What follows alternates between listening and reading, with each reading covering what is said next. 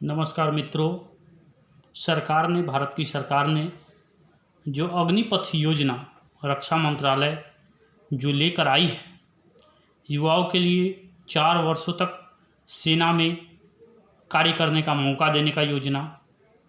विगत दिनों सरकार इसकी घोषणा की, मगर जहाँ तक मेरा मानना है, आपका प्रश्न भी है कि इस पर आपकी क्या राय है।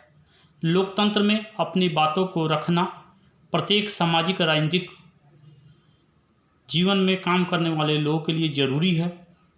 और मेरा मानना है कि जब जब इस देश में ऐसे मुद्दे आते हैं तो मैं भले ही एक राजनीतिक दल का कार्यकर्ता हूं, मगर साहित्य और समाज दोनों से जुड़ा हुआ लोग।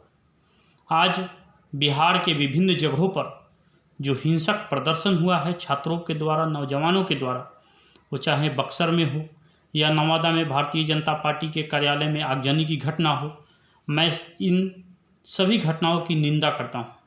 या विधायिका पर, आदरणीय विधायिका पर, जो भारतीय जनता पार्टी की विधायिका है, उन पर हमला हुआ है, इसकी मैं निंदा करता हूँ। लोकतंत्र में आंदोलन चलाने का अधिकार छात्रों को है, नौजवानों का है। गांधी बाबा ने चंपारण से सत्याग्रह की शुरुआत की थी और पूरे देश में इसकी लहर दौड़ी थी। बिहार राजनीतिक आंदोलनों की जन्मभूमि रही है।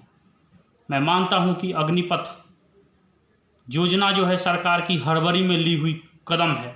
यह जरूरी नहीं कि पूरी दुनिया में आपकी जो डंका बज रही है प्रधानमंत्री जी, इससे यह जरूरी नहीं कि आप जब सरकार और किसान और नौजवान के लिए अगर कुछ करेंगे तो आपके खिलाफ भी अगर कुछ बोलना होगा तो मेरे जैसे लोग बोलेंगे।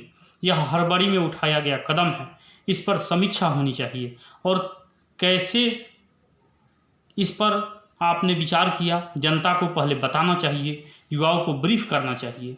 युवा इससे तैयार अगर संतुष्ट होते हैं तब आप इस पर कदम उठाते।